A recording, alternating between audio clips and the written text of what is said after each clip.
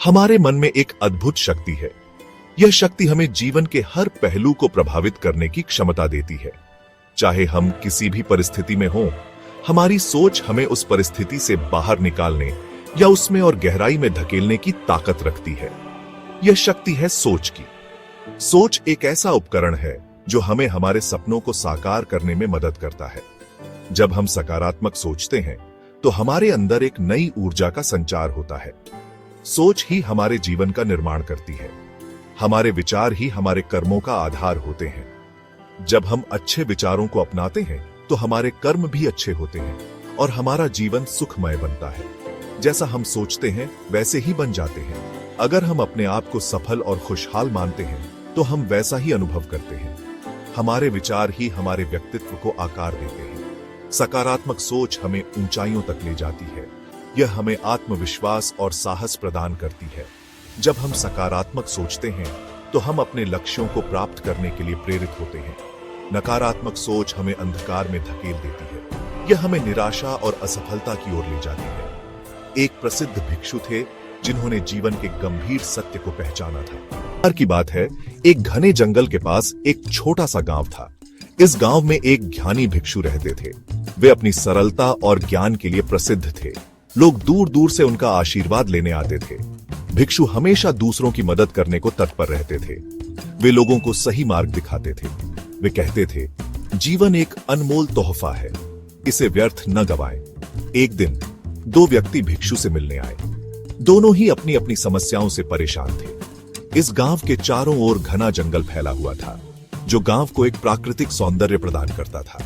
गांव के लोग इस जंगल से अपनी रोजमर्रा की जरूरतें पूरी करते थे। जंगल में कई प्रकार के पेड़ पौधे और जीव जंतु रहते थे, जो गांव के जीवन का हिस्सा थे। गांव के लोग बहुत ही सरल और मेहनती थे। वे अपने खेतों में काम करते थे और अपने परिवारों के साथ खुशहाल जीवन जीते थे। गांव में एकता और भाईचारा था और सभी लोग एक दूसरे की मदद करने के लिए हमेशा तैयार रहते थे। भिक्षु का नाम महात्मा था। वे बहुत ही शांत और धैर्यवान व्यक्ति थे। वे हमेशा ध्यान और साधना में लीन रहते थे। गांव के लोग उन्हें बहुत मानते थे और उनकी सलाह को बहुत महत्व देते थे। महात्मा जी का ज्ञान और उनकी सरलता गांव के लोगों के लिए एक प्रेरणा थी।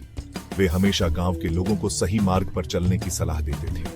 उनकी बातें लोगों के दिलों को छू जाती थीं और उन्हें जीवन में सही दिशा दिखाती थीं। दूर दूर से लोग महात्मा जी का आशीर्वाद लेने आते थे। वे उनकी शिक्षाओं को सुनते और अपने जीवन में उनका पालन करने की कोशिश करते। महात्मा जी का आशीर्वाद पाकर लोग अपने जीवन में सुख और शांति का अनुभव करते थे। महात्मा जी हमेशा गांव के लोगों की मदद करने के लिए तत्पर रहते थे। वे लोगों की समस्याओं को सुनते और उन्हें समाधान बताते। उनकी सलाह से लोगों के जीवन में सकारात्मक बदलाव आते थे। पहला व्यक्ति बहुत गरीब था। उसके पास खाने के लिए पर्याप्त भोजन नहीं था। फिर भी वह हमेशा मुस्कुराता रहता था। वह जीवन में खुश रहने के कारण ढूंढता था। दूसरा व्यक्ति बहुत अमीर था। उसके पास धन दौलत की कोई कमी नहीं थी। फिर भी वह हमेशा दुखी रहता था। उसे दूसरों से ईर्ष्या होती थी। दोनों व्यक्ति अपनी अपनी परेशानियों का हल ढूंढ रहे थे। उन्हें उम्मीद थी कि भिक्षु उनकी मदद कर सकते हैं। भिक्षु ने दोनों की बात ध्यान से सुनी। वह जानना चाहते थे कि इस गांव के लोग इतने खुश और संतुष्ट कैसे रहते हैं, जबकि उनके पास भौतिक साधनों की कमी है। भिक्षु ने सोचा कि शायद इन लोगों के पास कोई ऐसा राज है जो उन्हें सच्ची खुशी देता है। भिक्षु ने अमीर व्यक्ति से पूछा, तुम्हारे पास सब कुछ है, फिर भी तुम इतने दुखी क्यों हो? अमीर व्यक्ति ने कहा, महाराज, मुझे हमेशा डर लगा रहता है कि मेरा धन कम न हो जाए। मुझे दूसरों से ईर्ष्या होती है। भिक्षु ने अमीर व्यक्ति की बातों को भी समझा। उन्होंने महसूस किया कि नकारात्मक विचारों का कोई अंत नहीं होता। सेक्शन 6, भिक्षु का उपदेश। भिक्षु ने दोनों व्यक्तियों से कहा, आपकी खुशी और दुख का कारण आपकी सोच है। उन्होंने समझाया, जो व्यक्ति सकारात्मक सोचता है वह जीवन में खुश रहता है। जो व्यक्ति नकारात्मक सोचता है वह हमेशा दुखी रहता है। भिक्षु ने कहा, आप जैसा सोचते हैं वैसी ही आपकी दुनिया बनती है। सेक्शन 7, बदलाव की शुरुआत। भिक्षु की बातों ने दोनों व्यक्तियों को सोचने पर मजबूर कर दिया। गरीब व्यक्ति ने अपनी सकारात्मक सोच को और मजबूत करने का संकल्प लिया। अमीर व्यक्ति ने अपनी सोच बदलने का फैसला किया। उसने दूसरों की मदद करने और जीवन में खुश रहने का संकल्प लिया। दोनों व्यक्ति भिक्षु का आभार व्यक्त करके चले गए। सेक्शन 8। सोच से सृजन। समय के साथ दोनों व्यक्तियों के जीवन में बदलाव आने लगे। गरीब व्यक्ति और भी खुश रहने लगा। उसकी मेहनत रंग लाई और वह धीरे धीरे सफलता की सीढ़ियां चढ़ने लगा। अमीर व्यक्ति ने अपनी ईर्ष्या पर विजय प्राप्त कर ली। उसने अपने धन का उपयोग जरूरतमंद लोगों की मदद के लिए करना शुरू कर दिया। उसे सच्ची खुशी मिली। यह सब हुआ सोच की शक्ति से। सेक्शन 9। आपकी सोच, आपकी दुनिया। यह कहानी हमें एक महत्वपूर्ण सीख देती है। हमारी सोच ही हमारे जीवन का निर्माण करती है। सकारात्मक सोच हमें खुशी, सफलता और संतुष्टि देती है। नकारात्मक सोच हमें दुख, असफलता और निराशा की ओर ले जाती है। इसलिए हमें अपनी सोच को सकारात्मक बनाए रखना चाहिए।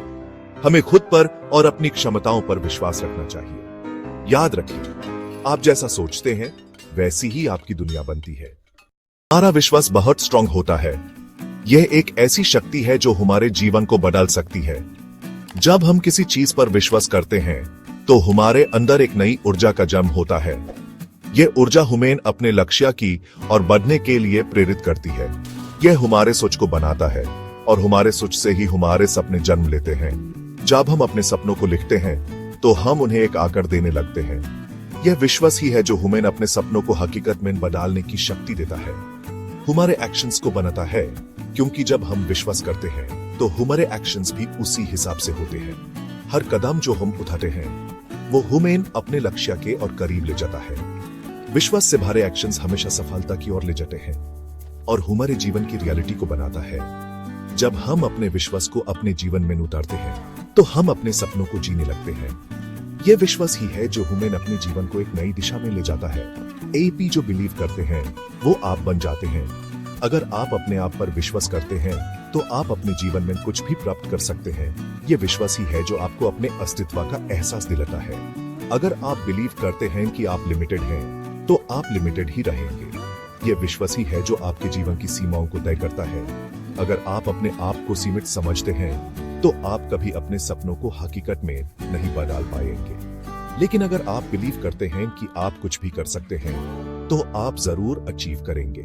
यह विश्वास ही है जो आपको अपने सपनों की ओर ले जाता है। जब आप अपने आप पर विश्वास करते हैं तो कोई भी चीज आपको रोक नहीं सकती। आपका माइंड एक फर्टाइल गार्डन की तरह है।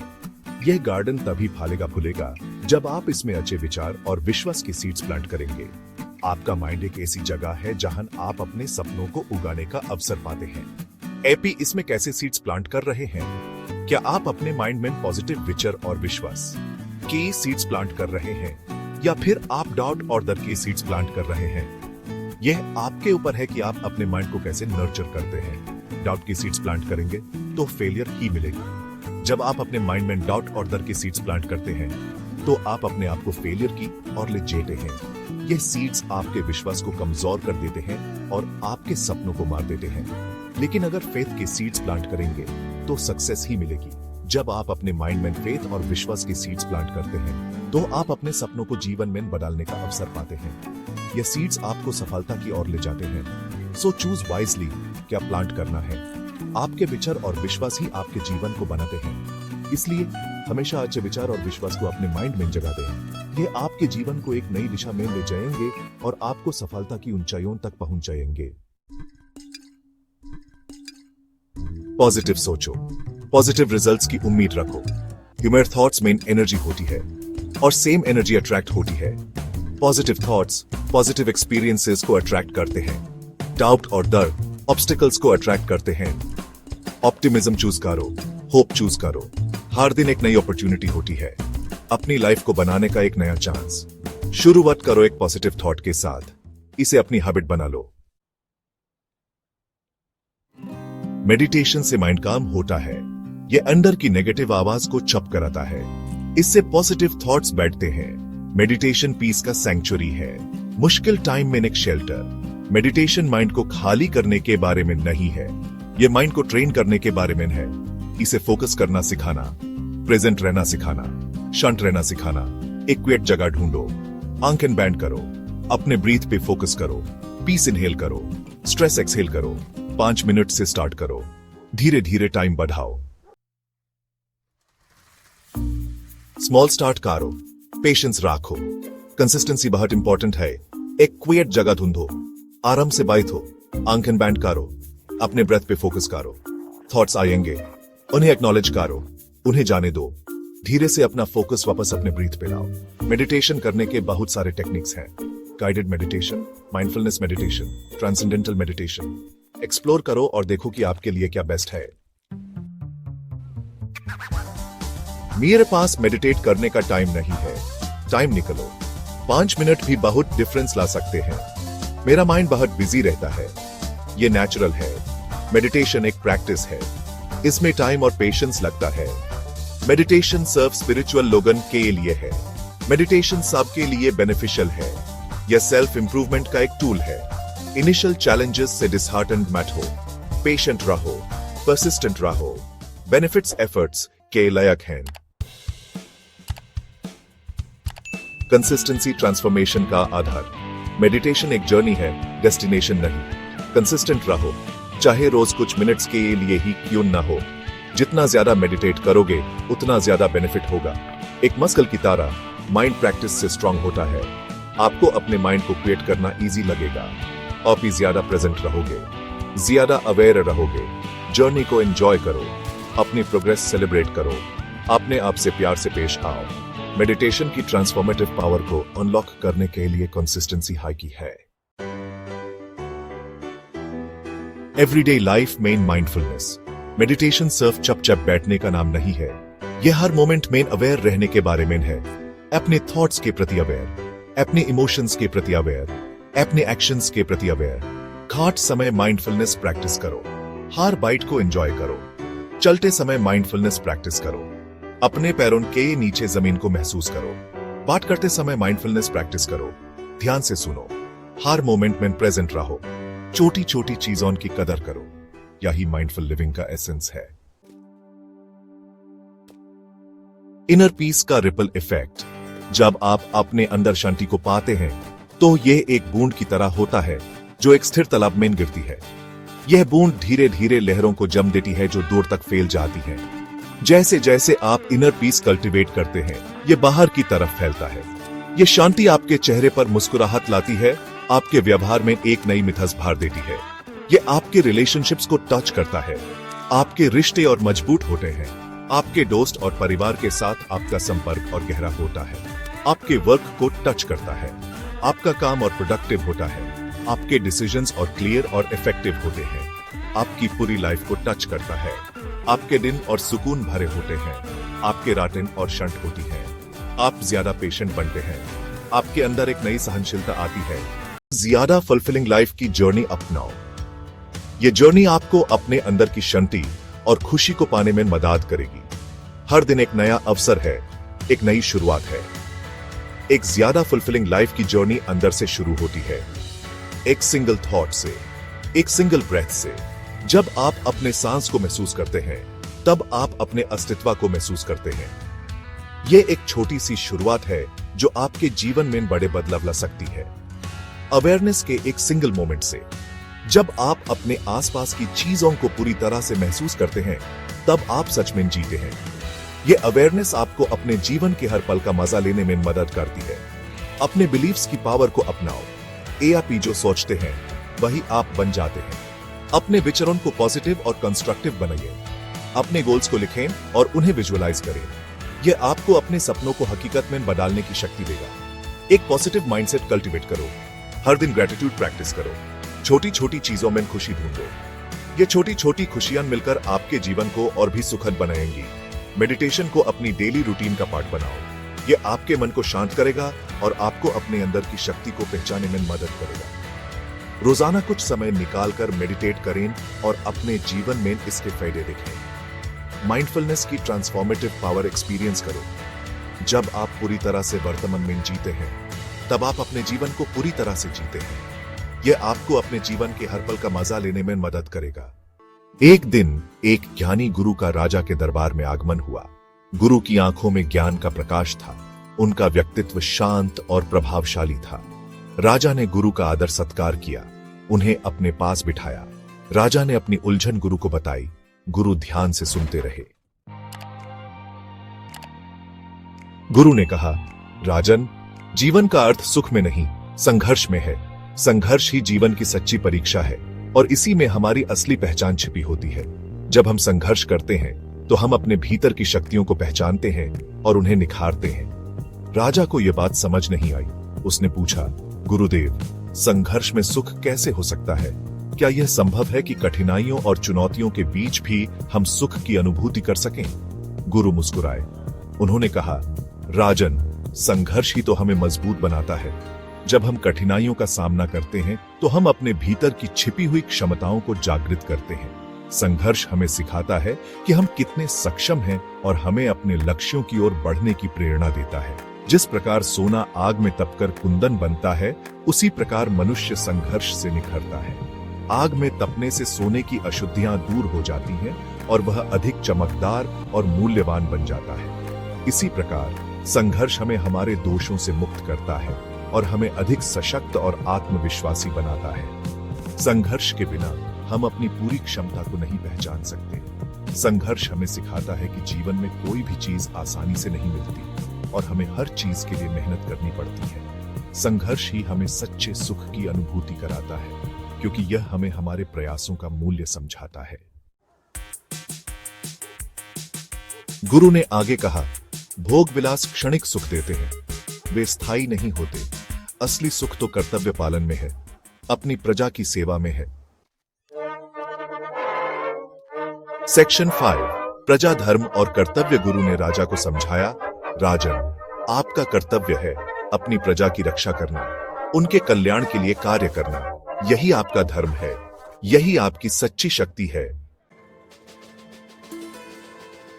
सेक्शन 6, आंतरिक शक्ति का उदय। यह कहानी एक ऐसे राजा की है जिसने अपने जीवन में एक महत्वपूर्ण मोड़ पर आंतरिक शक्ति का अनुभव किया। राजा को गुरु की बात समझ आने लगी। गुरु ने उसे सिखाया कि सच्ची शक्ति बाहरी संसाधनों में नहीं, बल्कि आत्मा की गहराइयों में छिपी होती है। उसने महसूस किया कि सच्ची शक्ति धन दौलत में नहीं, बल्कि कर्तव्य पालन में है। राजा ने अपने जीवन के हर पहलू पर विचार किया और समझा कि उसकी असली जिम्मेदारी उसकी प्रजा के प्रति है। उसने निश्चय किया कि अब वह अपनी प्रजा की सेवा करेगा। उसने अपने राज्य के हर नागरिक की भलाई के लिए काम करने का प्रण लिया, उनके कल्याण के लिए कार्य करेगा। राजा ने अपने लोगों के साथ संवाद स्थापित किया और उनकी समस्याओं को समझने की कोशिश की। राजा के अंदर एक नई ऊर्जा, एक नई शक्ति का संचार हुआ। उसने महसूस किया कि उसकी आंतरिक शक्ति ने उसे एक बेहतर शासक बना दिया है। अब वह न केवल एक राजा था, बल्कि एक सच्चा नेता भी था जो अपने लोगों के लिए समर्पित था। इस नई ऊर्जा के साथ राजा ने अपने राज्य को समृद्धि और शांति की ओर अग्रसर किया। उसने अपने सैनिकों को भी प्रेरित किया और उन्हें सिखाया कि सच्ची शक्ति का स्रोत उनके भीतर ही है। राजा ने ध्यान और आत्मचिंतन के माध्यम से अपनी आंतरिक शक्ति को और भी मजबूत किया। उसने अपने राज्य में ध्यान और योग को बढ़ावा दिया, जिससे उसके लोग भी आंतरिक शांति और शक्ति का अनुभव कर सके। अंततः राजा की आंतरिक शक्ति ने न केवल उसे, बल्कि उसके पूरे राज्य को बदल दिया। उसके लोग खुशहाल और संतुष्ट थे और राज्य में शांति और समृद्धि का माहौल था। सेक्शन 7, संघर्ष का फल, समृद्धि। राजा ने अपनी प्रजा के लिए दिन रात काम करना शुरू कर दिया। उसने नहरें खुदवाईं, अस्पताल बनवाए, गरीबों की मदद की। राजा के संघर्ष का फल यह हुआ कि उसकी प्रजा सुखी और समृद्ध हो गई। राजा को भी अपार संतोष मिला। सेक्शन 8, अंतिम यात्रा और प्रेरणा। समय बीतता गया। एक दिन राजा का देहांत हो गया, लेकिन वह अपनी प्रजा के दिलों में हमेशा के लिए अमर हो गया। लोग उसे एक आदर्श राजा के रूप में याद करते थे, जिसने अपनी प्रजा की सेवा में अपना जीवन समर्पित कर दिया। सेक्शन 9, सीख। यह कहानी हमें सिखाती है कि संघर्ष ही सफलता की कुंजी है। जो लोग संघर्ष से नहीं डरते, वही जीवन में सच्ची सफलता प्राप्त करते हैं। हमें भी राजा की तरह अपने कर्तव्यों का पालन करना चाहिए, तभी हम अपने जीवन को सार्थक बना सकते हैं।